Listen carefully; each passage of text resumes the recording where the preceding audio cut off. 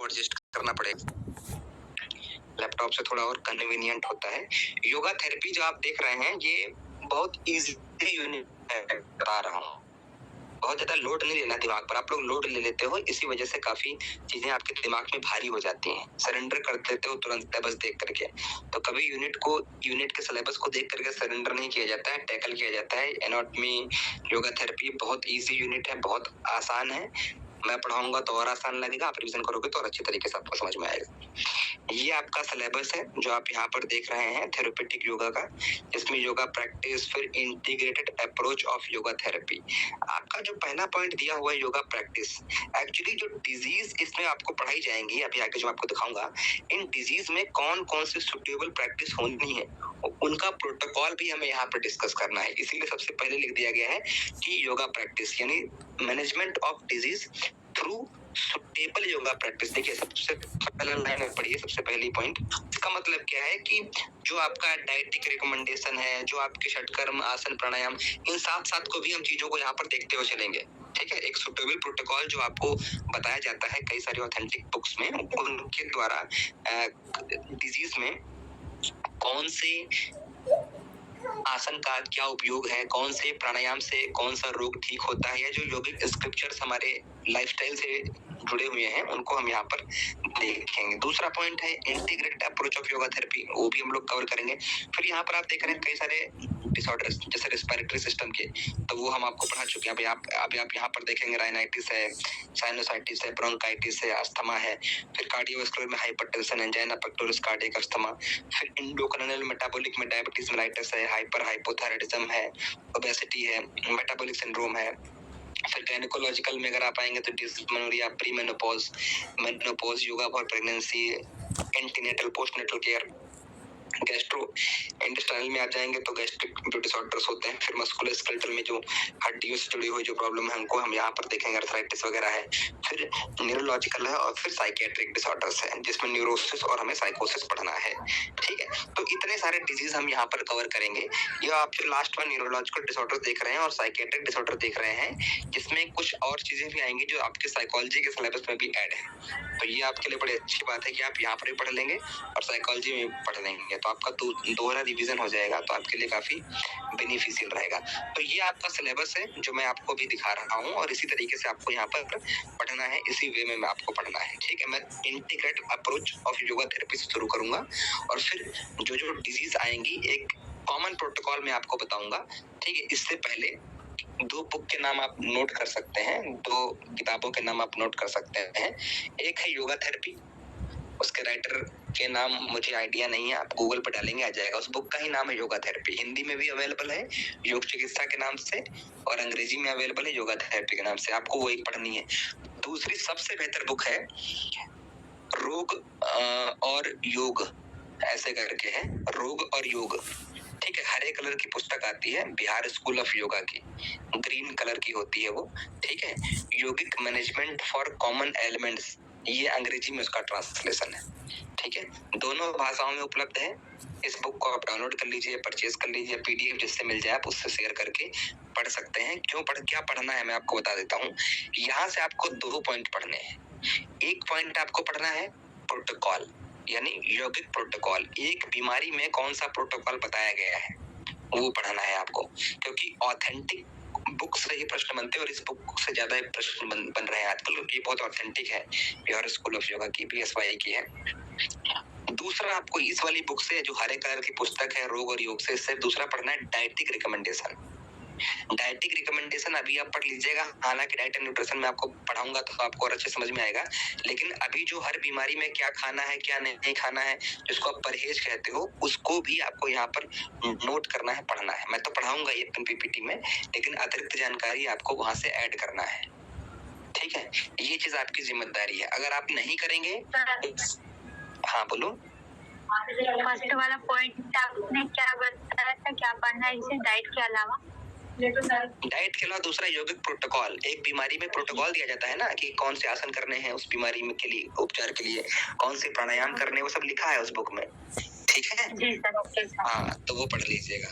ठीक है, एनाटॉमी वाले में दिक्कत क्या हो रही थी ना, मैं बोल रहा था आप पढ़ नहीं रहे थे, मतलब 20 लेक्चर होने के बावजूद भी आप उसी स्थिति में थे। ठीक है, मैंने आपसे पहले भी कहा है कि पीपीटी के साथ आपको एक एक्स्ट्रा बुक कोई चाहिए जो सपोर्टिव आपको रखे थोड़ा सा और अपडेट रखे। ठीक है, तो एक बुक पकड़ लीजिए कोई, इसके साथ मेरी पीपीटी के साथ रोग और योग सबसे बेस्ट बुक है बिहार स्कूल ऑफ योगा की, परफेक्ट है, उससे ही आप अध्ययन करिएगा। ठीक है, तो अब हम यहाँ पर अपनी जो सिलेबस के अनुसार जो पॉइंट वाइज पॉइंट है वो हम यहाँ पर कवर करेंगे। सबसे पहले हम थोड़ा सा पारंपरिक तौर से शुरू करते हैं कि योग थेरेपी किसे कहते हैं। ठीक है, मैं आपको आसान भाषा में हिंदी में समझाऊंगा। अच्छा, जो लोग हिंदी में वाले हैं ना, जिनको विशुद्ध हिंदी में करना है, वो एक चीज और कर सकते हैं कि आप लेक्चर को दोबारा देखिएगा, लेक्चर भी रिकॉर्डेड होता है। ठीक है, और उसके बाद में जो मैं हिंदी में बोल रहा हूँ ना, उन शब्दों को आप नोट करने का प्रयास करिएगा। ठीक है, क्योंकि इससे आसान ये रहेगा कि आपका दोहरा रिवीजन हो जाएगा। तो अंग्रेजी वाले स्टूडेंट से भी आप 2 स्टेप आगे निकल जाओगे। एक तो आप क्या करोगे, दोबारा देखोगे। ठीक है, दूसरी आप एक एक शब्द को पकड़ेंगे तो आपके नोट्स वही बन जाएंगे, आपको अतिरिक्त समय देने की आवश्यकता नहीं पड़ेगी। ये आप कर सकते हैं जो हिंदी वाले विद्यार्थी। हालांकि हिंदी वाले विद्यार्थियों के लिए मैं हिंदी में कंटेंट दूंगा, परेशान मत होइएगा, पूरी पीपीटी अवेलेबल है, पूरा पीडीएफ अवेलेबल है, लेकिन उनको मैं थोड़ा सा अपर प्रायोरिटी देता हूं ताकि वो लोग परेशान ना हो। थोड़ा सा उनको अपर एज देता हूं मैं कि आप लोग अतिरिक्त मेहनत करिए, दोबारा लेक्चर देखिएगा और नोट करते रहिएगा, नोट्स आपके वहीं बन जाएंगे। अंग्रेजी वाले फॉलो कर सकते हैं तो आप और आगे बढ़ जाओगे। ठीक है, योगा थेरेपी यानी योग चिकित्सा। ठीक है, योग चिकित्सा क्या है, देखिए यहाँ पर लिखा है yoga therapy process of empowering individual to progress toward improving health and wellbeing. मतलब योग चिकित्सा उसे कहा जाता है। सॉरी टू इंटरप्ट, मैंने हैंड रेज किया था, आई थॉट शायद विजिबल होगा। हाँ बोलो। आपने जो 2 बुक्स बताई, रोग और योग और yogic management for common elements, just to confirm, आप कह रहे हैं कि हिंदी वाली रोग और योग है और इंग्लिश वाली योगिक मैनेजमेंट फॉर कॉमन एलिमेंट्स है, करेक्ट? यही बोला आपने? यही बोला है, और ये एक ही पब्लिकेशन की है, बिहार स्कूल ऑफ योगा की। जी, और आपने जो डाइटिक रिकमेंडेशंस कहा है वो और योगिक प्रोटोकॉल्स दोनों इन्हीं बुक से पढ़नी है, करेक्ट? हाँ। और तो फिर जो पहली है योगा थेरेपी जो आपने कहा इंग्लिश में मिलती है, पढ़ सकते हो, हिंदी में भी अंग्रेजी में भी है, पढ़ सकते हो, मतलब आगे आपके पास समय है तो बहुत अच्छी बुक है वो। ठीक है, उसको ही पढ़ सकते हैं। ठीक है, थैंक यू। हैंड रेस दिखाई नहीं देगा क्योंकि मैं अभी लैपटॉप से क्लास नहीं ले रहा हूँ। ठीक है, फोन से क्लास ले रहा हूँ तो उसमें हैंड रेस नहीं दिखेगा। ठीक है, योगा थेरेपी, योग थेरेपी किसे कहते हैं, योगा थेरेपी मैंने आपको बता रहा। अच्छा, अब जिसको क्वेश्चन रहेंगे ना, कुछ भी कंफर्मेशन करना रहेगा तो आप एक पेज पे नीचे लिख लीजिएगा, क्लास के अंत में सारे डिस्कस कर लेंगे, क्योंकि यहाँ हैंड रेस दिखेगा नहीं तो बीच में कभी भी आपको बोलना पड़ेगा, तो बीच में कभी बोलने से फ्लो टूट सकता है। ठीक है, तो लैपटॉप में क्या होता है समझ में आ जाता है तो मैं बीच में पॉज होकर मौका दे देता हूँ, लेकिन अभी इसमें हौच पौच हो जाएगा। तो आप नोट करके रखिएगा सारे क्वेश्चंस को, क्लास में के लास्ट में लेंगे छोटे से छोटे, बड़े से बड़े क्वेश्चन को। योग चिकित्सा, योग चिकित्सा में आपसे कह रहा था कि योग चिकित्सा उस पद्धति को कहा जाता है जो व्यक्तिगत रूप से एक व्यक्ति के भीतर उसके स्वास्थ्य को अच्छा करे, उसके ओवरऑल वेलबींग को, ओवरऑल वेलबींग का मतलब है न केवल उस व्यक्ति के शारीरिक स्वास्थ्य को, अपितु मानसिक स्वास्थ्य, आध्यात्मिक स्वास्थ्य, सामाजिक स्वास्थ्य और बौद्धिक स्वास्थ्य, इनको भी बढ़ावा दे। ठीक है, मैं हिंदी में बोल रहा हूँ ताकि आप लोग पॉइंट वाइज पॉइंट नोट भी कर सकें। ठीक है, यानी ऐसी चिकित्सा पद्धति जिसके माध्यम से आप इस चिकित्सा पद्धति में किसका इस्तेमाल करते हैं, योग विद्या का। तो योग विद्या के माध्यम से जब किसी व्यक्ति के केवल शारीरिक स्तर पर ही नहीं, केवल शारीरिक आयाम को ही नहीं, अपितु मानसिक आयाम को, आध्यात्मिक आयाम को, सामाजिक आयाम को, बौद्धिक आयाम को, इन सभी आयामों को संतुलित जब किया जाता है या इन सभी आयामों को स्वस्थ करने की प्रक्रिया को योगिक चिकित्सा कहा जाता है, योग चिकित्सा कहा जाता है। ठीक है, international association of yoga therapy जो एक ऑर्गेनाइजेशन है, जनरल भी है, इसमें परिभाषा दी गई है। ठीक है, कि योग चिकित्सा किसे कहते हैं। कुछ और पॉइंट इसमें दिए गए हैं कि योग चिकित्सा के क्या है। हिडन वाइटलिटी, हिडन वाइटलिटी का मतलब क्या है, अंतर्निहित प्राणिक, हाँ पीपीटी दिख रही है? जी सर। जी सर। अंतर्निहित प्राणिक ऊर्जा को अनलॉक करना। ठीक है, मतलब आपके अंदर जो अंतर्निहित क्षमता है उसको विकसित करने की पद्धति योग चिकित्सा है। ठीक है। दूसरा क्या, फिजिकल एंड इमोशनल वेलबींग, जो मैंने अभी आपसे कहा, ठीक है, यानी भावनात्मक रूप से, शारीरिक रूप से और मानसिक रूप से स्वस्थ रखना। इसके साथ साथ जो सर्टेन ब्लॉकेज होते हैं ना, जिनको ग्रंथि भेदन कहा गया है, ग्रंथि भेदन याद करिए, ब्रह्म ग्रंथि, विष्णु ग्रंथि, रुद्र ग्रंथि, ठीक है। यानी योग के माध्यम से जब आप अपने भीतर के ब्लॉकेज को दूर करते हैं, योग चिकित्सा कहलाती है। इसके साथ साथ इसमें कुछ डिफरेंट टेक्निक्स का इस्तेमाल किया जाता है, न केवल आसन प्राणायाम, अपितु आप जब अलग अलग प्रकार के आसन करते हैं तो स्ट्रेचिंग भी होती है, किसी में बेंडिंग होती है, ठीक है, किसी में सूथिंग कामनेस का इफेक्ट होता है, ठीक है। मसाज के द्वारा आप सिंपैथेटिक अराउजल को कम करके पैरासिम्पैथेटिक को बढ़ाते हैं। तो इस प्रकार के कुछ डिफरेंट प्रकार की जो प्रक्रियाएं होती हैं, उनके द्वारा चिकित्सा करी जाती है। इसके साथ साथ जब आप योग के माध्यम से चिकित्सा करते हैं तो न केवल आपकी मांसपेशियां, अपितु उन मांसपेशियों से जुड़ी हुई जो हड्डियां होती हैं, इसके साथ साथ उन मांसपेशियों से सुरक्षित जो अंग होते हैं, उनको भी ये प्रमोट करता है, उनकी हेल्थ को भी सुरक्षित रखता है। तो इस चिकित्सा को योगिक चिकित्सा कहा जाता है, क्योंकि इसमें किसी प्रकार की कोई मेडिसिन, किसी ड्रग्स का इस्तेमाल नहीं किया जाता, अपितु कुछ विशेष प्रकार के आसन प्राणायाम का जो बॉल होता है, उनका इस्तेमाल करके व्यक्ति के शारीरिक, मानसिक और आध्यात्मिक स्वास्थ्य को उन्नत किया जाता है। इस चिकित्सा पद्धति को योग चिकित्सा पद्धति कहते हैं, ठीक है।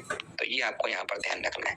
कुछ इसके प्रिंसिपल है, प्रिंसिपल मतलब सिद्धांत जो कभी किसी के बदलते नहीं है, उनको प्रिंसिपल्स कहा जाता है। जैसे आपके एक सिद्धांत होते हैं कि भाई अगर आप हमारे घर आए हो तो आपको अच्छी तरीके से रहना है। कुछ होता है ना, बड़ों के अपने सिद्धांत होते हैं कि बड़ों से रिस्पेक्टफुली बात करनी है। आप किसी संस्थान में जुड़ते हो तो उस संस्थान के अपने रूल्स होते हैं, प्रिंसिपल होते हैं। आप किसी कंपनी में जॉब करते हो, उसके अपने सिद्धांत हैं, ठीक है, जो वैरी नहीं करते हैं। सिद्धांत वो जब परिवर्तित ना हो, ठीक है, उसे सिद्धांत कहते हैं। कहते हैं ये व्यक्ति अपने सिद्धांतों पर चलने वाला है, मतलब जिसके रूल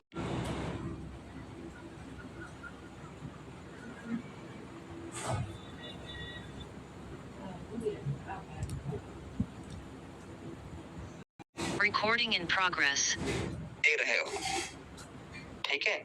और क्या दे, एप्रोप्रिएट, मतलब जो चीज जरूरी है, जो चीज युक्त है, वही आपको बताना है। फॉर एग्जाम्पल, मैं अभी आपको पढ़ाने के लिए योगा थेरेपी बैठा हूँ, मैं पढ़ाने मैथ आपको लगूं, या मान लीजिए पढ़ाने केमिस्ट्री हूँ, ये फिजिक्स हो गया, मतलब रिक्वायरमेंट बता कुछ और रहे हो। रिक्वायरमेंट है, मान लीजिए डायबिटीज की रिक्वायरमेंट है मंडूकासन, तो आपको उसको मंडूकासन ही बोलना है, आपको उसको पश्चिमोत्तानासन या फिर उसको किसी प्रकार का शीर्षासन वगैरह नहीं बता देना है, ठीक है। तो ये है युक्त शिक्षण। दूसरा है भेद। भेद का मतलब क्या है कि भिन्न भिन्न प्रकार के जो आपके विद्यार्थी होते हैं, जो भिन्न भिन्न प्रकार के जो आपके पेशेंट होते हैं, उनके डिफरेंशिएशन आपको पता होना चाहिए, किसको क्या रिक्वायरमेंट है। सबको एक जैसा आप ट्रीट नहीं कर सकते। क्लास में भी ऐसे ही होता है, कुछ विद्यार्थी बहुत तेज होते हैं, कुछ कमजोर होते हैं, तो हमें सब उसी हिसाब से, अगर कोई कमजोर है तो हमें ज्यादा ध्यान देना पड़ता है, ठीक है। होशियार है तो थोड़ा सा उसको अगर एक इशारा भी दे देंगे वो तब भी काम चल जाएगा।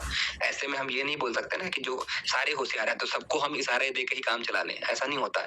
अगर कोई कमजोर है तो उसी प्रकार उसको ध्यान देना होता है। हॉस्पिटल में जाइए, अगर कोई आईसीयू में रहता है तो डॉक्टर 4 बार देखने आता है, होता है ना। और अगर कोई जस्ट ठीक होने वाला है, अभी कल उसका बेड से वो हट जाएगा, तो डॉक्टर साथ आता भी नहीं है, एक आध बार आएगा बस हो गया। लेकिन कोई आईसीयू में है, ऑक्सीजन में लगा हुआ, तो डॉक्टर 20 बार आएगा चेक करने के लिए। क्यों? भेद का कॉन्सेप्ट है यहाँ पर इस चिकित्सा में। क्या? क्योंकि किसको कितनी रिक्वायरमेंट है। अगला देश। देश का मतलब क्या? देश, काल, परिस्थिति, स्थान, ठीक है। आपका स्थान के आधार पर भी आपकी चिकित्सा बदल जाती है, क्योंकि हर स्थान पर डाइट अलग अलग होती है, ठीक है। जो आप डाइट बताओगे नॉर्थ में, हो सकता है वो डाइट साउथ में लागू ना हो, तो देश के अनुसार आपको अपना प्रोटोकॉल भी चेंज करना पड़ेगा, ये भी आपको ध्यान रखना है। देह, अगला पॉइंट, चौथा पॉइंट लिखा है देह। देह का मतलब क्या है? सबके शरीर की क्षमता अलग अलग होती है। फॉर एग्जाम्पल, कोई वृद्ध व्यक्ति आ गया, उसके शरीर की क्षमता अलग है। कोई नौजवान युवा व्यक्ति आया, उसकी क्षमता अलग है। कोई दिव्यांग व्यक्ति है, उसकी क्षमता अलग है। तो उनके अनुसार, लेकिन रोग सब में एक होगा। हो सकता है दिव्यांग को भी डायबिटीज हो, वृद्ध को भी डायबिटीज हो, और युवा व्यक्ति को भी डायबिटीज हो, लेकिन अब डायबिटीज तो एक है, सबको समान है, लेकिन प्रोटोकॉल तो आपको पता है, डायबिटीज का प्रोटोकॉल एक होता है। लेकिन यहाँ पर आपकी बुद्धि काम आएगी, क्या वो सेम प्रोटोकॉल युवा फॉलो कर सकता है? अगर कर सकता है तो ठीक है, लेकिन वही प्रोटोकॉल का दिव्यांग व्यक्ति फॉलो कर सकता है? हो सकता है ना कर पाए, हो सकता है कुछ ऐसे आसन हो जो नहीं कर पाए। क्या सेम वही प्रोटोकॉल वो वृद्ध व्यक्ति फॉलो कर सकता है? हो सकता है कुछ ऐसे आसन जो ना, तो वहां पर आपको मॉडिफाई करना पड़ेगा, ठीक है। ये होता है देह, काल, समय के अनुसार, ठीक है, समय के अनुसार किस समय क्या चीजें आपको देनी है। कुछ चीजें सुबह, कुछ ऐसा काढ़ा वगैरह आयुर्वेद में बताया जाता है जो सुबह के समय लिया जाता है, कुछ शाम के समय लिया जाता है। तो किस काल में क्या आपको देना है। ऐसे योग शुरू करने का भी अपना एक काल है, ठीक है। उस काल को क्या कहते हैं योगाभ्यास करने का? बसंत और शरद ऋतु में बिल्कुल, हाँ बिल्कुल। तो आप कुछ ऐसे प्रोटोकॉल्स होंगे जो आप बताओगे कि इसी समय आपको करने हैं। फिर उसके बाद है वृत्ति का मतलब क्या है कि सबकी अपनी अलग अलग प्रकार की सोच होती है, सबकी अपनी अलग अलग प्रकार के आचरण होते हैं, ठीक है। कोई चंचल होता है, कोई शांत स्वभाव का होता है, कोई व्यक्ति आपकी बात तुरंत मान लेगा, कोई व्यक्ति लॉजिक लगाएगा कि सर ऐसा है तो ऐसा क्यों होगा, ये है तो ये क्यों होगा, और इसी प्रकार से ऐसे क्यों ठीक हो जाता है। तो आपको सबकी वृत्तियों का ध्यान में रखते हुए आपको एक उपाय देना है ताकि सभी संतुष्ट हो जाए। अगला है शक्ति। शक्ति का मतलब क्या है? देखिए, शक्ति वही देह से संबंधित है। अगर किसी का देह अलग अलग है तो उसकी शक्ति भी अलग अलग होगी ना। मान लीजिए दिव्यांग की शक्ति अलग है, वृत्ति की शक्ति अलग है, ठीक है। अब इस क्लास में भी देखिए कोई इतना मेधा शक्ति वाला है कि एक बार पढ़ने पर भी याद कर लेता है, कोई इतनी कमजोर मेधा शक्ति वाला है कि 10 बार रिवीजन करना पड़ता है फिर भी वो भूल जाता है, ठीक है। तो शारीरिक क्षमताओं के साथ मानसिक क्षमताओं का भी डेवलपमेंट बहुत जरूरी है। अगर शारीरिक शक्ति है लेकिन मानसिक शक्ति नहीं है, ठीक है, तो फिर कहानी खत्म है, ठीक है। तो ये चीज भी आपको ध्यान रखना है कि जो काम दिमाग से हो सकता है वो काम शायद शरीर भी नहीं कर सकता। तो जो चीजें व्यक्ति के लिए जरूरी है, रिक्वायरमेंट उस समय उस हिसाब से आपको काम करना है। अगला है मार्ग। मार्ग का मतलब क्या है? जैसे सन्मार्ग हम कहते हैं। फॉर एग्जाम्पल कोई ऐसा विद्यार्थी है आपके पास जो बहुत पॉजिटिवली, बहुत स्पिरिचुअल मार्ग की तरफ आपसे बढ़ना चाह रहा है, आपके साथ आगे बढ़ना चाह रहा है, तो आपका डायरेक्शन कैसा होना चाहिए, ठीक है, उसको आप सिखाएंगे किससे, ठीक है। इसीलिए हठ प्रदीपिका में कहा गया है गुरुपदिष्ट मार्गेण योग में सदा प्रसिद्ध। एक सच्चा गुरु के द्वारा बताया गया मार्ग से ही व्यक्ति को योग की सिद्धि प्राप्त हो सकती है।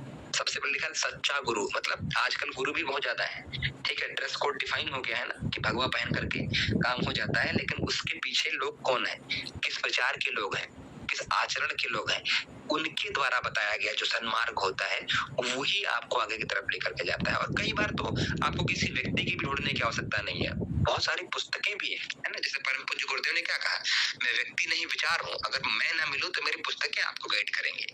जरूरी नहीं है कोई व्यक्ति सशरीर आपके साथ हो, अगर उनकी लिखी पुस्तकें आपके साथ है तो आप उनको फॉलो कर सकते हैं। अगर आपने विवेकानंद जी को अपना आदर्श माना है तो जरूर थोड़ी है कि विवेकानंद जी दोबारा जन्म ले फिर आपको दीक्षा दें फिर आप आगे बढ़ो।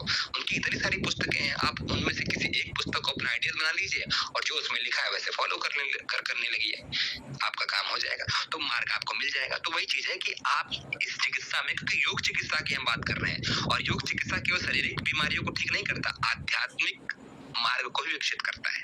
तो आध्यात्मिक मार्ग वही विकसित कर पाएगा जो सही मार्ग की तरफ आगे बढ़ने की प्रेरणा रखेगा, ठीक है। तो ये कुछ पॉइंट हैं जो बदलते नहीं है योग चिकित्सा में, बिल्कुल फिक्स हैं। इस हिसाब से एक व्यक्ति की मानसिक, आध्यात्मिक और भावनात्मक यात्रा शुरू करी जाती है एक पॉजिटिव वे में। इसे कहते हैं प्रिंसिपल ऑफ योगा थेरेपी। अब अगर हम बात करें इंटीग्रेटेड अप्रोच क्या है, तो देखिए इंटीग्रेटेड अप्रोच की जब हम बात करते हैं ना, जैसे हमने यहाँ पर 4 आयामों की बात करी, फिजिकल, मेंटल, इमोशनल और स्पिरिचुअल। यहाँ पर हमने 4 आयाम की बात करी, या फिर आप इंटेलेक्चुअल भी कर सकते हो, बौद्धिक आयाम भी कर सकते हो, यानी शारीरिक आयाम, मानसिक आयाम, सामाजिक आयाम, बौद्धिक आयाम और आध्यात्मिक आयाम। ये 5 आयाम की हमने बात करी थेरेपी में। अब इसके साथ अगर आप इंटीग्रेटेड अप्रोच की बात करोगे तो यहाँ पर 5 कोषों की बात होती है। 5 कोष तो आपने शायद उपनिषदों में पढ़ा भी होगा, अन्नमय कोष, प्राणमय कोष, मनोमय कोष, विज्ञानमय कोष और आनंदमय कोष, ठीक है। गायत्री महाविज्ञान में एक पुस्तक मेंशन है गायत्री मंजरी, उसमें इनका सीक्वेंस दिया गया है अन्नमय, प्राणमय, मनोमय, विज्ञानमय तथा आनंदमयश्चैव पंचकोशः प्रकीर्तितः, ये कहा गया है। यानी अन्नमय कोष सबसे आउटर कोष होता है, उसके भीतर प्राणमय, फिर उसके भीतर मनोमय, फिर उसके भीतर विज्ञानमय, फिर उसके भीतर आनंदमय। कौन से उपनिषद में है ये?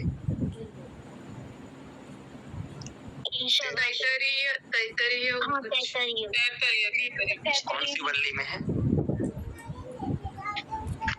शायद भृगुवल्ली ना। हमसे पूछ रही हो कि तुम बताओगी, हैं? शायद भृगुवल्ली ना, इस तरीके से जवाब दिया जाता है। नहीं सर, रॉन्ग लग रहा है इसलिए तो रॉन्ग लग रहा है तो जो सही है वो बताओ ना, पढ़ लिख नहीं रहे हो क्या तुम लोग? अभी उपनिषद बीच में, जब मैंने एनाटॉमी शुरू करी थी ना, उसके बीच में ही मनन जी आए थे और उन्होंने उपनिषद कंप्लीट किया था। लग रहा है शिकायत करनी पड़ेगी आप लोगों को मनन जी से कि सब भूल जा रहे हैं बच्चे। कौन सी वल्ली में है? भृगुवल्ली। पक्का? पक्का। कौन कौन सी वल्लियां हैं उसमें? कितनी वल्लियां हैं? कौन कौन सी? कौन कौन सी? भृगुवल्ली, ब्रह्मानंद,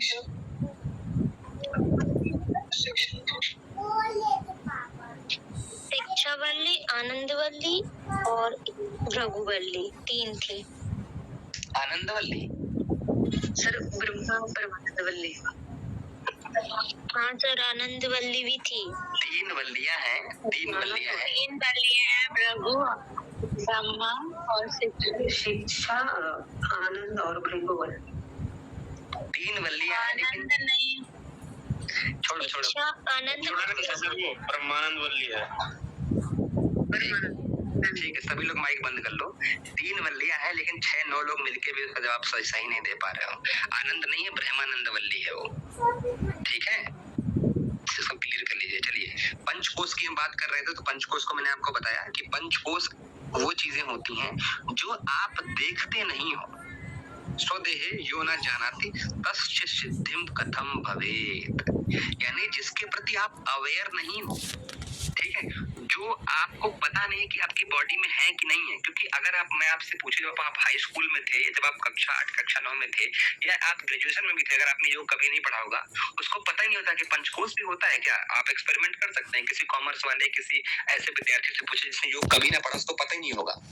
ठीक है, हाँ, उसको सामाजिक आयाम, फिजिकल, मेंटल, सोशल ये पता होगा, लेकिन पंचकोशों के बारे में व्यक्ति अवेयर नहीं है। लेकिन सिद्धियां उसी से ही संभव है। आपने उपनिषदों में पढ़ा है कि जब व्यक्ति, और जब वो अपने गुरु के पास गए, उनके पिता ही उनको गुरु थे, तो वो जब जा रहे थे तो वो बोलते थे कि पहले हम इस कोष तक पहुंचे, फिर कहते हैं अभी भी नहीं मिला, फिर वो कहते हैं फिर अगले कोष तक गए, तब भी संतुष्ट नहीं हुए, फिर वो अगले कोष तक गए, संतुष्ट नहीं हुए, आनंदमय कोष तक जाकर के उनको संतुष्टि होती है। ठीक है, जब वो चीजों को अवेयर करते हैं, क्योंकि आनंद में कोष तक ही व्यक्ति को सिद्धि प्राप्त हो सकती है। तो यहाँ पर कोरिलेशन बताया गया, इसको आप नोट कर सकते हैं हिंदी में। अन्नमय कोष को स्थूल शरीर से तुलना करी गई है। प्राणमय, मनोमय और विज्ञानमय, इन 3 कोषों को सूक्ष्म शरीर से तुलना करी गई है। स्थूल शरीर का संबंध केवल एक से है, अन्नमय कोष से। प्राण, मन, मनोमय और विज्ञानमय, इन 3 कोषों का संबंध सूक्ष्म शरीर से बताया गया है। और कारण शरीर से आनंदमय कोष का संबंध है, ऐसा गायत्री महाविज्ञान में लिखा गया है। ठीक है, तो ये 5 जो कोष हैं उनको 3 शरीर से तुलना करी गई है। क्योंकि शरीर से तुलना करना क्यों जरूरी है? क्योंकि हम पढ़ रहे हैं योग चिकित्सा, इंटीग्रेटेड अप्रोच। ठीक है, तो यहाँ पर शरीर का डिवाइडेशन जरूरी है, क्योंकि आप जब आध्यात्मिक आयाम की बात करते हो तो आध्यात्मिक आयाम केवल स्थूल शरीर तक सीमित नहीं होता। आध्यात्मिक आयाम कारण शरीर तक संबंधित होता है। ठीक है, तो उस आयाम को समझने के लिए हमें आनंदमय कोष तक चीजों को समझना पड़ता है।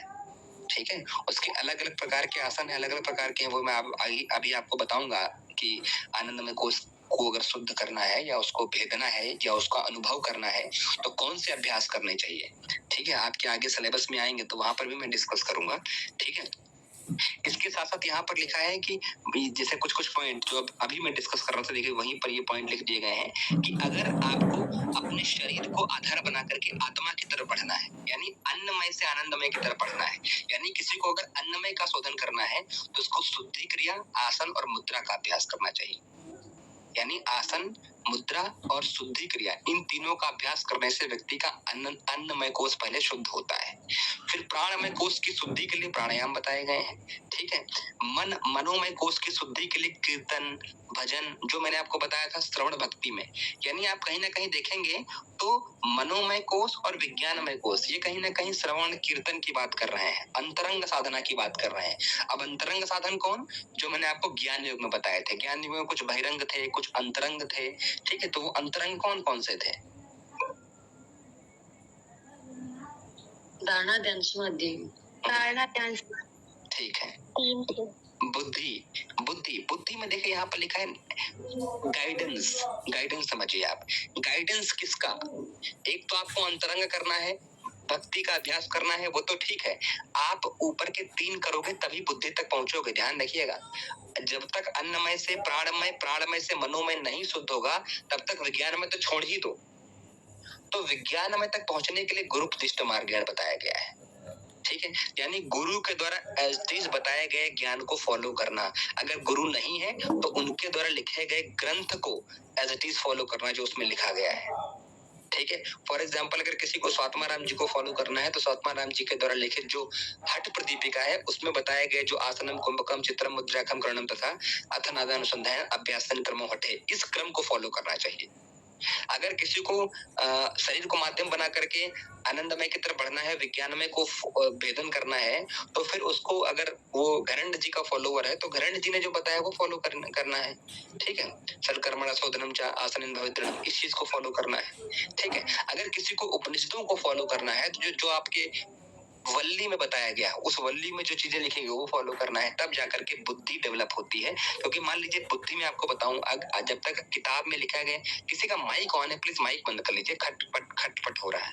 बुद्धि तभी ओपन होगी जब आप चीजों को पढ़ेंगे उस पुस्तक में। ठीक है, तो विज्ञान में कोष वही होता है जो आप यहाँ पर देखते हैं। अगला पॉइंट आता है आनंदमय कोष।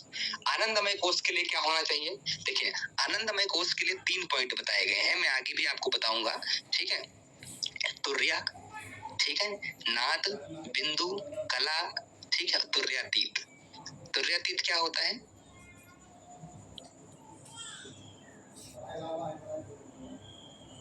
उपनिषदों में पढ़ा होगा आपने, जागृत, स्वप्न, सुसुप्ति, तुर्यातीत।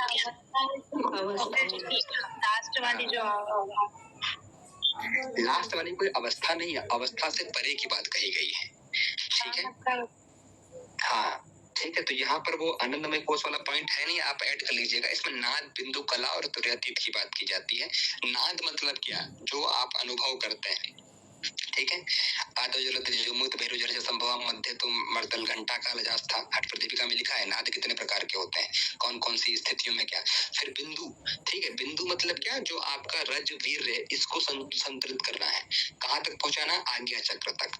ठीक है, फिर कला, जो षोडश कलाएं होती हैं उन कलाओं का नियंत्रण। प्रश्नोपनिषद में कलाएं बताई गई, किसी को याद है कलाएं?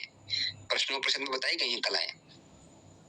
ठीक है, तो जैसे भगवान कृष्ण 16 कलाओं से युक्त थे, तो कलाएं कला जो पुरुष में सत्य पंचमा भूत है और प्राण, बुद्धि, श्रद्धा। ठीक है, तो उन कलाओं, तो नाद, बिंदु, कला और तुर्यातीत, ये 4 अभ्यास आनंदमय कोष के शुद्धि के लिए करने चाहिए। तो ये होता है पूरा integrate approach of yoga therapy. ठीक है, ये आपको यहाँ पर ध्यान रखना है। हिंदी में जो मैंने पॉइंट बताए हैं ना, हिंदी वाले विद्यार्थी केवल बैठा मत करो, कॉपी पेन लेकर बैठा करो, ताकि जो पॉइंट आपको अंग्रेजी में कठिन लगते हैं जब मैं हिंदी में बोल रहा होता हूँ तो तुरंत उसको नोट कर लिया करो।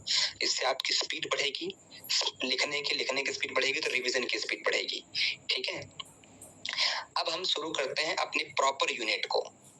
ठीक है, जो आपके सिलेबस में मेंशन है, कहाँ से? यहाँ से, ये वाला पॉइंट, ये पहला वाला रेस्पिरेटरी डिसऑर्डर्स। इसमें आएगा सबसे पहले एलर्जिक राइनाइटिस, ठीक है, फिर साइनोसाइटिस। तो इनको हम यहाँ पर अब देखने जा रहे हैं प्रॉपर, तो आपको और अच्छी तरीके से अब समझ में आना चाहिए। ठीक है, तो अगर हम बात करें रेस्पिरेटरी डिसऑर्डर्स की, तो रेस्पिरेटरी सिस्टम आप यहाँ पर देख रहे हैं, तो ये सब मुझे पढ़ाने की आवश्यकता नहीं है, मैंने अभी भी पढ़ा दिया, तो आपको समझ में आ जाएगा कि लैरिंग्स कहाँ है, फेरिंग्स कहाँ है, ट्रैकिया क्या है, ब्रोंकाई क्या है, लंग्स किसे कहते हैं, एल्विलाई क्या काम करती हैं, एक्सटर्नल गैसेस एक्सचेंज कहाँ होता है, अब ये सब आपको पता है क्योंकि जस्ट ताजा अभी पढ़ के आए हो। सोचो अगर मैं योगा थेरेपी को रोक करके 2 यूनिट और बीच में पढ़ा दूं और फिर अगली बार मैं योगा थेरेपी पढ़ाऊं तो आप सब भूल जाओगे, फिर एनाटॉमी को दोबारा रिवीजन करना पड़ेगा। इसीलिए तुरंत इसको पढ़ा रहा हूं ताकि आपके दिमाग में अच्छी तरीके से सेट हो जाए। ठीक है, तो रेस्पिरेटरी डिसऑर्डर्स की जब हम बात कर रहे हैं तो यहाँ पर 4 तरीके की होती है रेस्पिरेटरी डिसऑर्डर्स। ठीक है, एक है ऑब्स्ट्रक्टिव, दूसरा प्रकार है रिस्ट्रक्टिव, तीसरा प्रकार है एलर्जेटिक, चौथा प्रकार है इन्फेक्शियस या इन्फेक्शंस।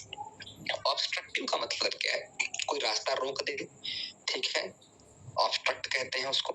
ठीक है, मान लीजिए कि आप कोई पानी में आप भर रहे थे, किसी खेत वगैरह को आप सिंचाई कर रहे थे उस पाइप के द्वारा, और उस पाइप के भीतर किसी ने ईंट लगा दी या मिट्टी वगैरह जम गई तो ऑब्स्ट्रक्शन हो गया।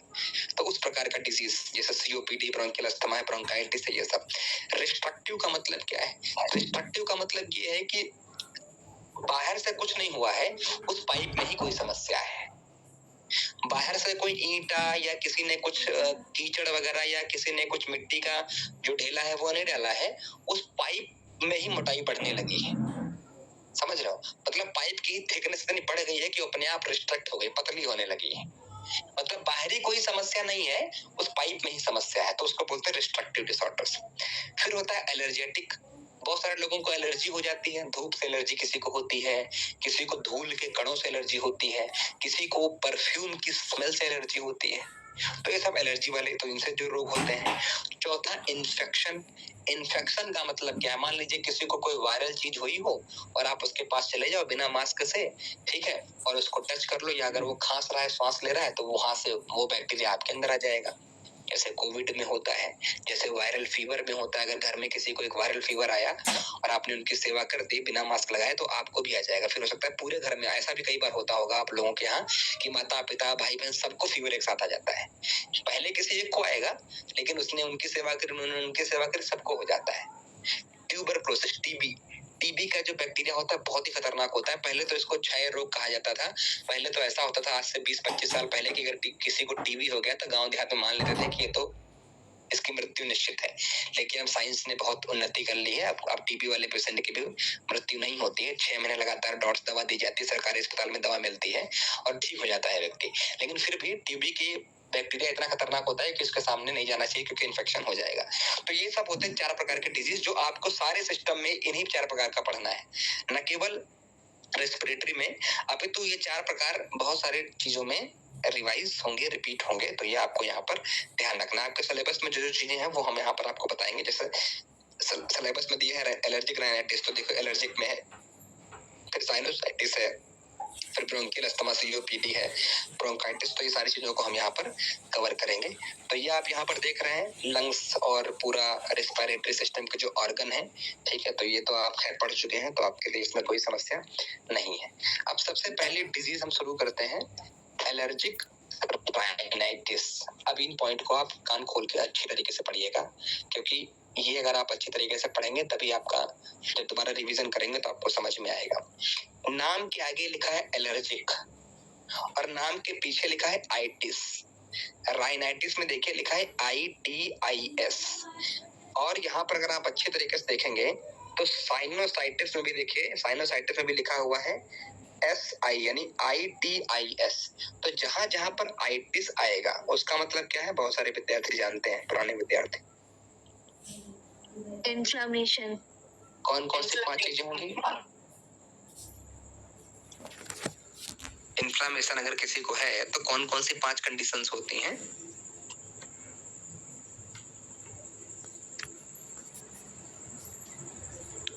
यानी कौन सी 5? आर्थराइटिस वाली जो दिक्कतें होती है, रियोमेटिक आर्थराइटिस, उसमें भी वही होता है ना, इन्फ्लेमेशन। किसको पता है एग्जैक्ट आंसर? Redness, swelling. देखिए 5 लक्षणों को मिला करके अगर किसी को ये 5 लक्षण है तो उसे कहा जाता है इन्फ्लेमेशन हो गया है। रेडनेस यानी उस स्थान पे लालपन हो जाएगा, हीट यानी वहां पर जलन महसूस होगी, ठीक है, स्वेलिंग यानी वहां पर जो है उभार आ जाएगा, सूज जाएगा, ठीक है, लॉस ऑफ फंक्शन यानी वो अंग काम करना बंद कर देगा, और पेन यानी वहां पर दर्द होगा। तो ये 5 चीजें होंगी, उनको मिला करके हम इन्फ्लेमेशन कहते हैं। Redness, heat, swelling, loss of function और पेन, दर्द और सूजन, जलन, ठीक है, और हीट यानी वहां पर गर्मी का आभास होना, और उस अंग का काम न करना, loss of function.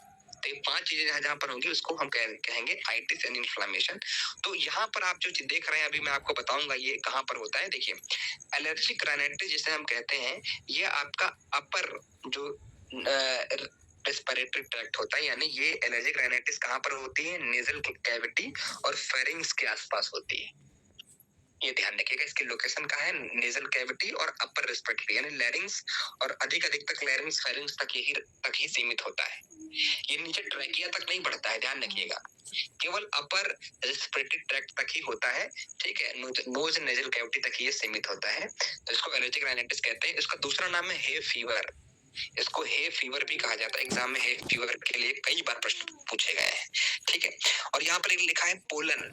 Pollen is the most common allergen in seasonal allergic rhinitis. तो मैं भी आपको सारा कुछ समझाऊंगा। देखिए, दो प्रकार से होता है एलर्जिक राइनाइटिस। पहला तो आप ये समझिए एलर्जिक राइनाइटिस होता है क्या है।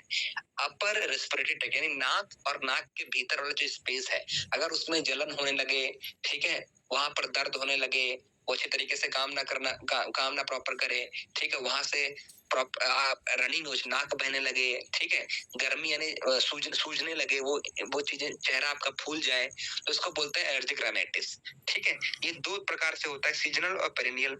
सीजनल का मतलब क्या होता है, जब सीजन आता है, जब मौसम चेंज होता है, जैसे जब शिशिर का मौसम आता है, ठीक है, या जब वसंत का मौसम आता है, या जब मान लीजिए कि कुछ ऐसा नया मौसम जहां पर कई सारे कॉमन बैक्टीरिया बढ़ने लगते हैं। जैसे अभी अक्टूबर का जो महीना आता है ना, इसमें बीमारी जल्दी आ जाती है, इसमें सर्दी खांसी जुकाम होने लगता है अक्टूबर नवंबर के आसपास, ठीक है। तो एक तो उस समय। दूसरा है पेरिनियल। पेरिनियल का मतलब है किसी भी समय हो सकता है। किसी भी समय क्यों होगा, क्योंकि ये एलर्जिक होता है। तो मान लीजिए जिस चीज से आपको एलर्जी है, अगर वो आपके सामने आ गई, तो साल में कभी भी आपको वो जब एलर्जी वाला प्रोडक्ट आपके सामने होगा, आपको एलर्जी हो जाएगी, हे फीवर हो जाएगा, ठीक है, क्योंकि एलर्जिक राइनाइटिस है, यानी एलर्जी से होने वाला चीज है। तो दो प्रकार से होता है। अब आप यहाँ पर देख रहे हैं पोलन क्या है। देखिए, पोलन आपको यहाँ पर किससे एलर्जी हो सकती है। एक तो है पोलन यानी जो फूल वगैरह के और जो पत्तियों पर जो हल्के हल्के रेशे होते हैं। कुछ लोगों की बहुत गंदी आदत होती है कि जब कोई गुलाब का फूल देता है या जब कोई और सुगंधित फूल देता है, चमेली वगैरह का, तो सीधा उसको नाक में घुसा लेते हो। ऐसा नहीं करना चाहिए, क्योंकि उसमें क्या होता है कि छोटे छोटे बैक्टीरिया बैठे होते हैं। तो अगर जब आप बिल्कुल नाक के पास उसको ले आते हो, तो ऐसे स्मेल करने के लिए खूब लंबा गहरा सांस लेते हो ना, तो बहुत छोटे छोटे पोलेंस वगैरह, जो उनको पोलेंस कहते हैं, जो आप नाक के अंदर ले लेते हो उन फूल के द्वारा। वो जो पुष्प होते हैं, उन पुष्प को सूंघते समय जो आप ले लेते हैं, उसको पोलेंस कहते हैं। अगला है डस्ट माइट। डस्ट माइट का मतलब क्या है, आप झाड़ू वगैरह लगा रहे हो, झाड़ू वगैरह, ठीक है, दबा के आप घर की सफाई कर रहे हो, लेकिन आपने मास्क नहीं लगाया है, आपने उसको रुमाल से या दुपट्टे से अपना मुंह नाक नहीं ढका है, तो आपको समस्या हो जाएगी। अगला है एनिमल डेंडर। कुछ लोगों को कुत्तों का बड़ा शौक होता है, कुछ लोगों को बिल्लियों का बड़ा शौक होता है। कुत्ते, बिल्लियां, खरगोश, इनको अपने बिस्तर पर सुलाते हैं, ठीक है। एकदम उसको इंसानों से इतना प्रेम नहीं करते जितना जानवरों से प्रेम करते। होना भी चाहिए, कोई बुरी बात नहीं है, लेकिन आपको अपनी हेल्थ का ध्यान रखना है। आपको उससे उसके जो रेशे होते हैं ना, उसके बाल वगैरह जो होते हैं, तो उससे थोड़ा सा अवेयर रहना चाहिए, क्योंकि आप इंसान हो। अगर आपके बाल भी आप देखोगे ना, तो आपके बाल भी हो सकता है घर में टूटते हुए मिले, तो वो तो कईयों करोड़ों बाल होते हैं उनके, जानवरों के, तो उनके बाल जब आपके बिस्तर पर रहेंगे, तो कई बार छोटे छोटे टुकड़े नाक में जा सकते हैं, आपके मुख में जा सकते हैं, तो वो नुकसान कर सकता है, ठीक है। तो इन सब चीजों से अवेयर रहना चाहिए, उससे होता है एलर्जिक राइनाइटिस। इसके साथ एक पॉइंट यहाँ पर दिखा है, वुड डस्ट, ठीक है। वुड डस्ट का मतलब क्या है, लकड़ी का बुरादा। अब कहीं पर लकड़ी का काम हो रहा है, आप वहीं पर खड़े हो, ऐसा देख रहे हो, ये पटरा बन रहे हैं, फर्नीचर हो रहा है, ये हमारी शादी के लिए तैयार हो रहा है, ये दीदी की शादी के लिए तैयार, वहीं पर खड़े हो। वो बनाने वाले मास्क लगाए हैं, लेकिन आप ऐसे गधों की तरह वहां देख रहे हो, ऐसे वहीं पड़ोस में, और सारा जो वो है, वो आपकी नाक में जा रहा है, छोटा छोटा टुकड़ा। वो उससे भी खतरनाक सिचुएशन हो सकती है, ठीक है। तो ये सब चीजें आपको यहाँ पर ध्यान रखना है। क्या क्या होगा, ये यहाँ पर सिम्टम्स देखिए, स्नीजिंग, यानी 5 चीजें तो होंगी ही होंगी, वो 5 चीजें तो आपको नोट करना ही करना है। कौन कौन सी 5 चीजें? redness, heating, swelling, pain, ठीक है, गुड। उसके अलावा स्नीजिंग, बार बार छींकना, नाक रनी नोज, यानी नाक से पानी निकलना, स्टफी नोज, नाक में ऐसा लगना कुछ जमा हुआ है, इची नोज, नाक में खुजली होना, कफिंग, खांसी आना, सोर थ्रोट, गला भारी भरे, गला जाम हो जाना, इची आईज, आंखों में खुजली होना, वेटरी आईज, आंखों से पानी निकलना। तो अब ये पॉइंट क्या गया, आप हिंदी में नोट कर सकते हो, हिंदी वाले विद्यार्थी यहाँ पर नोट कर लीजिएगा कि पहला है लक्षण छींकना, दूसरा लक्षण है नाक बहना, ये लिख सकते हो, तीसरा है नाक में कुछ जमाव महसूस होना, म्यूकस का, चौथा है नाक खुजली होना, पांचवा है खांसी होना, छठा है गला भारी भारी लगना, जाम होना, सातवां है आंखों में खुजली होना, आठवां है आंखों से पानी निकलना। अब इसमें कौन सा इतना कठिन होता है, आपको बस थोड़ी मेहनत करनी, थोड़ा आपको खुद से यहाँ करना है। हालांकि मैं पीपीटी हिंदी में भी दूंगा, पीडीएफ दूंगा, लेकिन जो साथ साथ में नोट करेंगे वो आगे निकल जाएंगे, आगे निकल जाओगे तो एग्जाम में फायदा मिलेगा आपको, इसलिए ये बात है। वो भी सेम, यहाँ पर भी देखिए सेम है। तो ये लक्षण होता है, इसको कहते हैं एलर्जिक राइनाइटिस। ठीक है, यानी एक ऐसी कंडीशन जो आपकी अपर नोज में होता है, यानी नाक के आसपास का जो रीजन है, नाक में जो नाक के छिद्र और नाक के नेजल कैविटी, वहां पर एक इन्फ्लामेशन, ठीक है, जिसकी वजह से नाक से पानी निकलना, आंखों में जलन होना, आंखों में पानी निकलना, स्नीजिंग, कफिंग यानी छींकना, खांसना, ठीक है, गला भारी लगना, गला जाम होना, तो ये सब कंडीशंस जो होती हैं इनको बोलते हैं एलर्जिक राइनाइटिस, और इसको हे फीवर भी कहा जाता है। अब यहाँ पर फीवर नहीं होता है, ये ध्यान रखिएगा कि व्यक्ति को फीवर ही है, फीवर होना ही चाहिए। हे फीवर कहने का मतलब ये नहीं कि उसको फीवर है, बुखार है उसको, ऐसा नहीं है, इसका नाम है हे फीवर बस।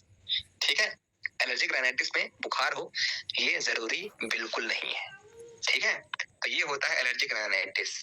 क्या डॉक्टर लोग क्या सजेस्ट करते हैं, तो ये भी ध्यान रखना। डॉक्टर्स क्या बोलते हैं, सबसे पहले तो बोलते हैं कि जो एलर्जन है, एलर्जन मतलब क्या, जिससे आपको एलर्जी हो जाती है उनसे दूर रहो, तो उसके लिए बोलेंगे मास्क वगैरह लगाओ। सबसे बेस्ट इलाज इसका होता है मास्क लगाना। ठीक है, मास्क नहीं है तो गमछा डालो, रुपट्टा डालो। ठीक है, तो ये सब चीजें, पहला पॉइंट। दूसरा, यहाँ पर लिखा है कुछ दवाएं, तो दवाएं आपको याद करने की आवश्यकता बिल्कुल नहीं है। फिर क्यों आप यहाँ पर पढ़ रहे हो? यहाँ पर भाई साहब आप इसलिए पढ़ रहे हो कि अगर कल को कोई रिपोर्ट लेकर के चला है, आप मान लीजिए असिस्टेंट प्रोफेसर बन गए, डॉक्टर बन गए, ठीक है, तो फिर कई सारे लोग टेस्ट करने आते हैं आपका, बोलेंगे रिपोर्ट देखिए, और उस रिपोर्ट में लिखा होगा कार्टिकोस्टेरॉइड, कॉर्टिको ओरल या इंजेक्टिव कॉर्टिकोस्टेरॉइड, पता ही नहीं है आपको क्या होता है क्या नहीं होता है। ठीक है, तो वो चीजें आपको पता होना चाहिए। ठीक है, तो वो क्यों, ये एक प्रकार का स्टेरॉइड होता है जो सडन सिम्टम्स को रोकने के लिए दिया जाता है, और आपको पता है स्टेरॉइड बहुत खतरनाक होता है। इसीलिए मेडिकल जो दवाइयां होती हैं, एलोपैथिक जो दवाइयां होती हैं, उनका सीधा उपयोग नहीं करना चाहिए। छोटी मोटी चीजों के लिए आप आयुर्वेद पर शिफ्ट कर सकते हैं, आप काढ़ा पी लीजिए, ठीक है, आप हल्का मसाज कर लीजिए, या जो कालमेघ की पत्तियां उनका काढ़ा पी लीजिए, सब ठीक हो जाता है। ठीक है, लेकिन सीधा आपको इंजेक्टिव या ओरल एंटीसेप्टिक नहीं लेना चाहिए। फिर यहाँ पर एंटीहिस्टामाइन है, यानी एंटीहिस्टामाइन जो होता है ना, वो एक तरीके से एंटी इंफ्लामेटरी ड्रग्स होते हैं।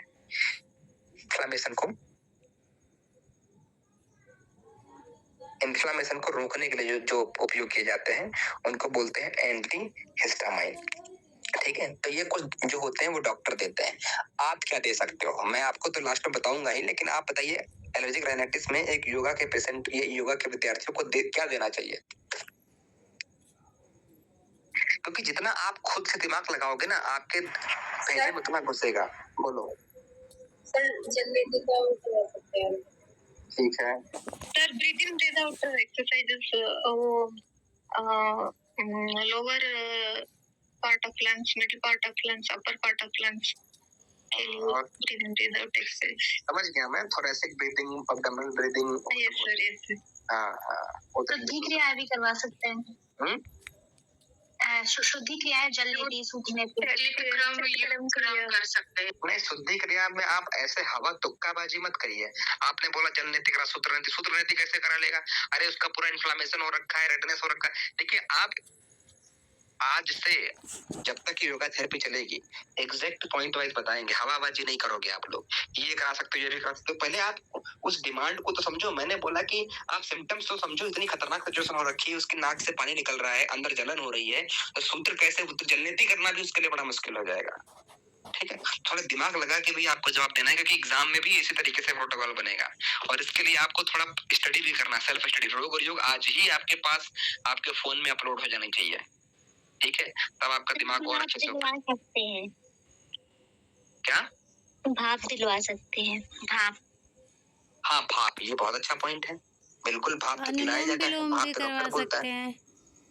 अनुलोम विलोम भी ठीक है, विदाउट कुंभक, विदाउट कुंभक प्राणायाम जो इसमें देना है, विदाउट कुंभक देना है। क्यों? कारण इसका ये है कि जलन वगैरह जब होती है तो जब नाक बंद करोगे ना, तो वैसे भी नाक में उसको आप समझिए कि आप बीमार हो एलर्जिक राइनाइटिस के, आपको सारा सिम्टम है। अब आप महसूस करो कि आप भस्त्रिका प्राणायाम या आप नाड़ी शोधन अगर कर रहे हो, या आप भ्रामरी भी कर रहे हो, या कोई भी और कर रहे हो, तो आप अंतर कुंभक बहिर कुंभक नहीं कर पाओगे। तो अनुलोम विलोम इज द बेस्ट। लेकिन अगर नाड़ी शोधन भी देना है, नाड़ी शोधन तो अनुलोम विलोम विदाउट कुंभक करोगे तो अनुलोम विलोम हो ही जाएगा। लेकिन जो सूदिंग प्राणायाम है, जैसे कि भ्रामरी हो गया, ठीक है, या मान लीजिए कि अगर आपको सूर्य भेदी भी करवाना है, क्योंकि रनिंग नोज है, तो अगर सूर्य भेदी भी आप कराओगे तो उसको कुंभक नहीं देना है। कुंभक से थोड़ा सा अवॉइडेंस पे, जैसे जैसे वो थोड़ा सही हो जाएगा फिर उसमें कुंभक ऐड करवा दीजिएगा। ठीक है, हाँ, और सर शीतक्रम युद्धक्रम कर सकते हैं क्या? शीतक्रम व्युत्क्रम शुरुआत में तो नहीं, लेकिन जब ठीक हो जाए तो वो कुंभक से करा क्या होता है सर? है। देन सिंपल प्राणायाम कर। क्या बोल रहे हो? एक्यूप्रेशर भी दे सकते हैं। कुंभक से क्या होता है? एक्यूप्रेशर दे सकते हो, लेकिन उसके हम डिस्कस नहीं कर रहे हैं अभी हम योगा। हाँ, क्या बोल रहे हो भाई? कोई बोल रहा है बीच में, कोई लड़का बोल रहा है, कौन? सर वो कुंभक से क्या होता है सर? देखो, कुंभक शुरुआती अवस्था में नहीं देना है, क्योंकि रेडनेस है, हीट है, बर्निंग सेंसेशन है, अंदर स्वेलिंग भी हो रखी है। तो आप महसूस करो कि अगर आपको ये सिम्टम आपकी नाक में और आपकी नाक को दबा दे लंबे समय तक, ठीक है, तो रनिंग नोज एक तो हो रखा है, तो नाक अंदर ही अंदर ब्लॉक होने लगती है, ठीक है। तो इस वजह से कुंभक का नीचे कोई प्रभाव नहीं पड़ेगा, लोअर रेस्पिरेटरी में कोई प्रभाव, लेकिन कुंभक से नाक जब दबेगी ना लंबे समय तक, उससे नेजल कैविटी में एक नेगेटिव प्रेशर क्रिएट हो जाएगा। और जब नेजल कैविटी में नेगेटिव प्रेशर क्रिएट हो जाएगा, तो जब कुंभक रिलीज करोगे तो अचानक से व्यक्ति के आंसू निकलते हैं, अचानक से सारा पानी निकलता है, तो उसको ऐसा लगता है दम घुटने की स्थिति हो जाती है, ठीक है। इस वजह से शुरुआती फेजेस में कुंभक अवॉइड करा जाता है, साइनोसाइटिस में भी और राइनाइटिस में भी। क्लियर हो गया? यस। सर शवासन भी करवा शवासन तो सब में करा सकते हो, इसमें तो कोई दिक्कत नहीं है। अगर किसी को बैक की इंजरी ना हुई हो, बैक का ऑपरेशन ना हुआ हो, तो शवासन तो सब में चलेगा। साइनोसाइटिस पे हम लगाते हैं, लास्ट में मैं इस पे प्रोटोकॉल पे डिस्कस करूंगा, दोनों का प्रोटोकॉल पे। साइनोसाइटिस, देखिए साइनोसाइटिस में साइनसेस की बात हम लोगों ने करी थी, पहले भी करी थी। तो यहाँ पर आप देखिए 4 प्रकार के साइनसेस हैं, ठीक है। Frontal sinus, इथेमॉइड sphenoid sinus, इथेमॉइड sinus और मैक्सिलरी साइनस, ठीक है। ये 4 साइनसेस हैं। तो यहाँ पर तो आपको इस लेफ्ट में अगर आप देखेंगे तो हेल्दी साइनसेस हैं, लेकिन राइट में अगर आप देखेंगे ना, तो साइनसेस में आपको येलो कलर का म्यूकस जमा हुआ दिखाई देगा, ठीक है। इस कंडीशन को बोलते हैं साइनसाइटिस, यानी इन्फ्लामेशन जब हो जाता है, जब म्यूकस जमता है। साइनसेस में जब म्यूकस जम जाता है तो इन्फ्लामेशन हो जाता है, यानी redness, heat, swelling, loss of function और पेन, ये 5 चीजें हो जाएंगी जब म्यूकस जम जाएगा, ठीक है। जब एक्सेस म्यूकस वहां पर जमने लगता है, तो उस कंडीशन को बोलते हैं साइनोसाइटिस, ठीक है। तो साइनस, आपको पता है साइनस का क्या काम करते हैं? आप तो इतना जानते ही हो ना। साइनसेस जो होते हैं वो हमारे सिर और फेस को हल्का करके रखता है, ठीक है। लेकिन जब यहाँ पर म्यूकस जम जाता है, जब इन साइनस में म्यूकस जम जाता है, तो क्या होगा? प्लगिंग नोज, मतलब नाक जाम हो जाएगी आपकी। नाक जैसे होता है ना, कई बार आपको लगता है नाक में कुछ जाम हो गई आपकी, बिल्कुल। दूसरा, फेशियल पेन, चेहरे में दर्द होगा, फीवर भी आ सकता है, ठीक है, और हेडेक होगा, सर दर्द भी होगा, फेस में भी दर्द होगा, फीवर भी आएगा, और कई बार अलग अलग लोगों को अलग अलग सिम्टम्स, किसी को ऐसा लगेगा नाक जमी हुई है पूरी तरीके से, किसी को लगेगा कि बहुत ज्यादा नाक निकल रही है, यानी किसी का ये सिम्टम्स अलग अलग लोगों में अलग अलग वेरी कर सकता है। कुछ तो फिक्स रहेंगे, यानी हेडेक, फेशियल पेन, फीवर और नेजल म्यूकस, ये 4 सिम्टम्स तो फिक्स है। लेकिन जो प्लग नोज की बात आती है, वो किसी में प्लगिंग महसूस होती है, किसी में ऐसा लगता है कि रनिंग नोज हो रही है, बार बार नाक बह रही है, ठीक है। किसी में ऐसा लगता है कि वो जो नाक से म्यूकस पर ज्यादा निकल रहा है, एकदम येलो कलर का, एकदम पीला कलर का। तो ये अलग अलग सिम्टम्स व्यक्ति को महसूस होते हैं। 4 प्रकार के होते हैं ये साइनोसाइटिस: एक्यूट, सब एक्यूट, रिकरेंट एक्यूट और क्रॉनिक। हिंदी में बता दूं तो एक्यूट का मतलब है कि एक्यूट को क्या बोलते हैं, बहुत कम प्रभाव। सब एक्यूट का मतलब है थोड़ा ज्यादा गहरा प्रभाव साइनोसाइटिस का। रिकरेंट का मतलब है कभी कभी, साल में कभी भी आ सकता है, ठीक है। क्रॉनिक का मतलब बहुत जीर्ण, बहुत पुराना साइनोसाइटिस, ठीक है। तो एक्यूट का मतलब क्या है? मान लीजिए सिम्टम्स, यानी कौन कौन सिम्टम्स?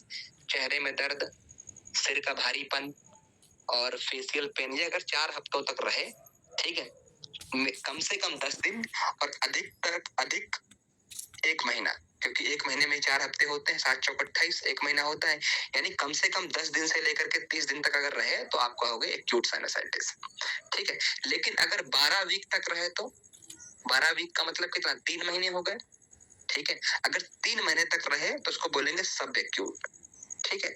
ये समय आपको याद रखना, समय के अनुसार प्रश्न बनता है। रिकरेंट एक्यूट का मतलब क्या है? साल में कभी भी आ जाए, मतलब 7 दिन ठीक रहे फिर आ जाए 7 दिन, यानी महीने भर में आपको ऐसा लगे कि 10 दिन के लिए आया, फिर ठीक हो गया, फिर 10 दिन के लिए आपको इस सिम्टम्स महसूस होने लगे, फिर अगले महीने में आप ठीक है, लेकिन 10 दिन के लिए फिर आप बीमार हो गए, यानी पीरियोडिकली, मतलब महीने में फिक्स समय है कि 10-10, 15-15 दिन के लिए आपको ये सिम्टम्स महसूस होंगे, उसको बोलते हैं रिकरेंट एक्यूट साइनोसाइटिस। ठीक है, यही रिकरेंट एक्यूट साइनोसाइटिस क्या है, कभी कभी आता है लेकिन आता जरूर है एक साल में। ठीक है, लेकिन क्रॉनिक का मतलब क्या है कि लंबे समय तक रह रहा है, मतलब 1 साल हो गया, 2 साल हो गया, सिम्टम्स महसूस हो रहे हैं, कम से कम 3 महीने और अधिकतर जो है 1 साल 2 साल, तो उसको बोलेंगे क्रॉनिक साइनोसाइटिस। क्रॉनिक मतलब सबसे पुराना, जैसे डॉक्टर पूछता है ना कि ये बीमारी कब से है आपको, तो आप कहते हो सर 6 महीने से है। फिर कोई बोलता नहीं सर ये हमको 2 साल से है, तो जो बोलता है 2 साल से है ना, डॉक्टर को समझता है ये बड़ी क्रॉनिक समस्या है, समझ रहे हो ना। तो अगर आप बोलो कि आपको ये समस्या 2 साल से है, तो आप उसको बोलोगे क्रॉनिक साइनोसाइटिस। ठीक है, जिसमें फीवर कम रहता है। इस कंडीशन में क्रॉनिक वाले में केवल रनिंग नोज, सिर दर्द, हेडेक रहेगा, लेकिन फीवर कम होगा। फीवर सबसे ज्यादा एक्यूट में आता है, एक्यूट साइनोसाइटिस में फीवर बहुत जल्दी आता है। ठीक है, क्योंकि ये वायरल इन्फेक्शन होता है, और वायरल इन्फेक्शन जितने भी होते हैं उनमें फीवर जरूर ही आता है, चाहे वायरल फीवर हो, चाहे कोविड में देख लो, कोविड में वायरल इन्फेक्शन था तो फीवर तो आना ही आना था। लेकिन क्रॉनिक में क्या होता है, व्यक्ति को फीवर नहीं, वो वायरल नहीं बनता, फिर वो बैक्टीरियल बन जाता है, बैक्टीरियल। ठीक है, तो बैक्टीरिया लंबे समय तक रहता है। ठीक है, तो उस वजह से वो स्थिति क्रॉनिक हो जाती है। तो एक्यूट क्या, कम से कम 1 महीना तक, सब एक्यूट क्या, कम से कम अधिकतम 1 महीना तक है तो एक्यूट है, अधिकतम 3 महीना तक है तो सब एक्यूट है, और साल में कभी भी आ जाए 10-10 दिन के लिए तो वो रिकरेंट एक्यूट है। और क्रॉनिक में क्या है, सालों साल अगर चले तो वो है क्रॉनिक। ठीक है, इतना आपको समझ में आ गया होगा, इतना डिफरेंशिएशन आपको यहाँ पर याद रखना है। क्लिनिकल फीचर्स, हाँ बोलो। सर ये साइनसाइटिस में वो जो सिर भारीपन होता है वो भी एक सिम्टम्स हो सकता है ना? हाँ बिल्कुल, मैंने कहा ना हेडेक वगैरह, वो अभी सिम्टम्स यहाँ पर पढ़ेंगे ना, देखिए लिखा है ना फेशियल पेन, सर भारीपन, यहाँ पर देखिए, ये देखिए, ये है फीचर्स। फीचर्स का मतलब क्या है, सिम्टम्स। यहाँ पर क्लिनिकल फीचर्स कहते हैं उसको, साइन एंड सिम्टम्स को। ठीक है, जैसे आपके फोन के फीचर्स क्या है, तो आप कहते हो हमारा फोन बड़ा एडवांस है, AI है इसमें, ये है वो है। ठीक है, तो इस बीमारी के फीचर्स क्या है, तो इस बीमारी का सबसे पहले क्या, तो हमने पहले बताया वो तो होंगे ही होंगे, फेशियल पेन, फीवर, वो तो सब हो गई होगा। उसके अतिरिक्त कानों में भी दर्द किसी को हो सकता है, सर दर्द तो हो गई होगा, अपर जॉ, ऊपरी जबड़े में दर्द होगा, खांसी हो सकती है, गला भारी भारी, सोर थ्रोट हो सकता है, बैड ब्रीथ यानी कभी कभी स्मेल गंदी होती है इसमें, फटीग, थकान महसूस होती है। यानी 5 सिम्टम जो मैंने पहले बताए थे वो तो रहेंगे ही रहेंगे, उसके साथ ये सिम्टम्स भी अलग अलग व्यक्तियों में हो सकते हैं। ईयर पेन, कानों में दर्द, सर दर्द, ऊपरी जबड़े में दर्द, दांतों में दर्द, खांसी होना, गला भारीपन लगना, ठीक है, बैड स्मेल, ठीक है, और थकान, बैड फटीग। ठीक है, तो ये सिम्टम्स भी इस बीमारी में देखने को मिलते हैं। ठीक है, अभी हमारा समय तो ओवर हो गया है, लेकिन इसको हम कंप्लीट कर देते हैं, 5 मिनट आप वेट करिए। ठीक है, ईटियोलॉजी एंड डायग्नोसिस। देखिए ईटियोलॉजी का मतलब क्या है, कारण, ध्यान रखिएगा। ईटियोलॉजी का मतलब है कॉज, क्लिनिकल फीचर्स का मतलब साइन एंड सिम्टम्स, उसके लक्षण क्या है बीमारी के, और ईटियोलॉजी का मतलब उसका कारण क्या है, कॉज क्या है। डायग्नोसिस का मतलब है निदान क्या है, निदान कैसे निदान करते हैं, यानी क्या क्या टेस्ट करने पड़ते हैं। तो कारण तो बहुत हो सकते हैं, जैसे नेजल पॉलिप्स, मतलब नाक में कोई गांठ बन जाए, आपकी नाक में है ना, डेविटेड नेजल सेप्टम, मतलब नाक की जो हड्डी है ना बीच वाली, जो नॉस्ट्रल की, वो टेढ़ी हो जाए, तो दूसरा कारण ये हो सकता है। तीसरा, कोई इन्फेक्शन आपको हो जाए, है ना, मान लीजिए कि किसी बैक्टीरिया का, वायरस का इन्फेक्शन हो जाए। चौथा, कोई एलर्जी आपको हो जाए, मान लीजिए डस्ट है, डस्ट से हो गई एलर्जी, या कोई केमिकल इंडस्ट्री में आप काम कर रहे हो तो वहां बहुत सारी गैसेस होती है, उनसे कोई एलर्जी हो जाए। तो ये 4 कारण हो सकते हैं। पहला, नाक में कोई गांठ बन जाए, दूसरा नाक की हड्डी टेढ़ी हो जाए, तीसरा कोई इन्फेक्शन हो जाए, चौथा एलर्जी से हो सकता है। अगर किसी को हे फीवर है यानी राइनाइटिस है, किसी को एलर्जी का राइनाइटिस, तो उससे भी साइनोसाइटिस हो सकता है। जो हमने पहले बीमारी पढ़ी ना, उस वजह से साइनोसाइटिस भी हो सकता है। ठीक है, तो ये 5 कारण जो हमने आपको बताए हैं, ये निभा सकते हैं एक बहुत बड़ा रोल साइनोसाइटिस में। ठीक है, हे फीवर 2 टाइम्स दिया है। हाँ, तो एलर्जी में है ना, मतलब एक ही बात है, hay fever, allergy, rhinitis 2 times दिया, उसको एक ही समझिए आप। ठीक है, पहले वाले में जो लिखा है वो लिखा है एलर्जीज। ठीक है, दूसरे वाले में हे फीवर को मैंने डिस्क्राइब कर दिया, वहां पर भी ऐड कर सकता था बॉक्स में एलर्जिक राइनाइटिस, वो एक ही बात है। ठीक है, क्या क्या टेस्ट होते हैं, एक्सरे होता है, सीटी स्कैन होता है, और MRI होता है। अगर एक्सरे में चीजें क्लियर हो गई तो एक्सरे बहुत कम ही होता है, हड्डियों का एक्सरे होता है तो एक्सरे तो इसका कम ही करते हैं, हालांकि हड्डियां चेहरे में भी होती हैं, वो चेहरे में ही है, तो अगर एक्सरे में क्लियर हो गया तो ठीक है। एक्सरे में क्लियर नहीं हुआ तो सीटी स्कैन में जाते हैं। सीटी स्कैन में क्लियर सबसे बेस्ट होता है एमआरआई, मैग्नेटिक रेजोनेंस इमेजिंग, सबसे बेस्ट टेक्निक होती है, ठीक है एमआरआई। तो इसमें सब कुछ क्लियर हो जाता है, कितना म्यूकस है, पूरे ब्लॉक कर दिया है कि आधा भरा हुआ है, कितने दिन की बीमारी है ये, तो ये सब क्लियर हो जाता है। तो ये कोई डॉक्टर टेस्ट करता है, ठीक है, ये टेस्ट करके बताता है कि उसको साइनसाइटिस किन किन साइनसिस में है, मैक्सिलरी में ज्यादा है कि थैमाइड में ज्यादा है कि स्फेनॉइड में ज्यादा, ये सारी चीजें बताता है डॉक्टर, ठीक है। तो क्या क्या ट्रीटमेंट डॉक्टर क्या क्या बोलते हैं, तो डॉक्टर सबसे पहले बोलते हैं कि आपको न्यूट्रिशियस फूड खाना है, जो वेजिटेबल्स हो, यानी सूप वगैरह, फ्रूट जूस लेना है, सूप लेना है, सॉलिड कम लेना है, लिक्विड ज्यादा लेना है, डॉक्टर सबसे पहला पॉइंट कहते हैं। दूसरा, आपको एक तरीके से कुछ कंटामिनेशन ना हो, किसी प्रकार का वायरल इन्फेक्शन ना हो, एलर्जी ना हो, तो आपको हैंड वॉश प्रॉपर रखना है, जो होता है प्रॉपर, तो उससे हैंड वॉश प्रॉपर रखना है। दूसरा, स्मोकिंग, पोलन और जो अलग प्रकार के जो एलर्जेंस है उनसे बचना है, ठीक है, स्मोकिंग वगैरह, या सेकेंडरी स्मोकर भी नहीं बनना है। सेकेंडरी स्मोकर समझते हो कि कोई दूसरा व्यक्ति स्मोक कर रहा है और आप उसके पास खड़े हो और स्मेल कर रहे हो, श्वास प्रश्वास ले रहे हो, तो आप भी सेकेंडरी स्मोकर हो गए, ठीक है, तो वो भी खतरनाक होता है। तीसरा पॉइंट है एंटी हिस्टामाइन, मतलब इन्फ्लेमेशन को कम करने की दवाएं लेना, तो ये तो बिल्कुल नहीं लेना चाहिए, योग कहता है ना दवाएं से बचना चाहिए। चौथा, यहाँ पर लिखा है कि अगर किसी को कोल्ड और फ्लू है ना, तो ऐसे व्यक्ति से अगर आप जाओ भी तो मास्क लगा के जाओ।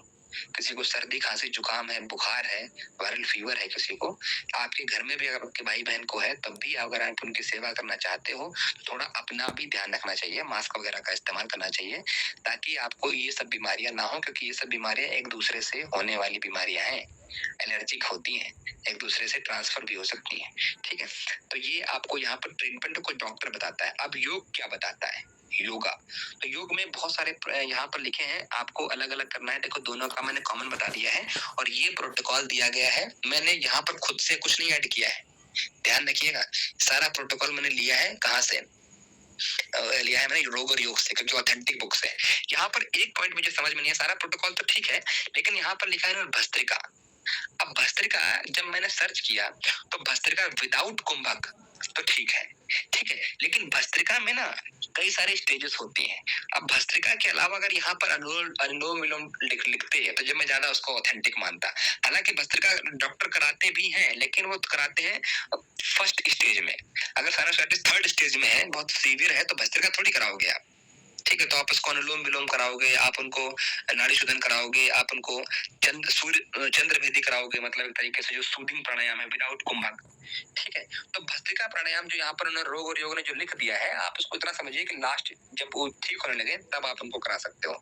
इसके अतिरिक्त जल नीति, कपालभाति, सूत्र नीति, अब यहाँ पर सूत्र वाला भी क्वेश्चन उठता है, ठीक है, इसीलिए मैंने आपसे कहा कि मैंने एज इट इज वहां पर उतारा है, वहां का क्यों ऐसा मैंने उतारा है, इसलिए उतारा है क्योंकि सीधा क्वेश्चन वहीं से बनते, उसी बुक से आते हैं, ठीक है। लेकिन यहाँ पर मैं अपना जो व्यू है वो जरूर आपको दे रहा हूँ कि सूत्र नीति कब कर सकते हैं। सूत्र नीति शुरुआती अवस्था में नहीं कर सकते हैं, शुरुआती अवस्था में तो आपको भी नहीं कराया गया था, आप तो स्वस्थ थे, क्या आपको पहले सेमेस्टर में सूत्र नीति करा दिया गया था क्या? पहले सेमेस्टर में आपको जल नीति कराया गया होगा, फिर रबड़ नीति कराया गया होगा, अगले यानी दूसरे और तीसरे सेमेस्टर में आपको सूत्र दिया गया होगा, तो आप तो स्वस्थ थे, फिर भी आपको यूनिवर्सिटी में नहीं कराया गया होगा, ठीक है।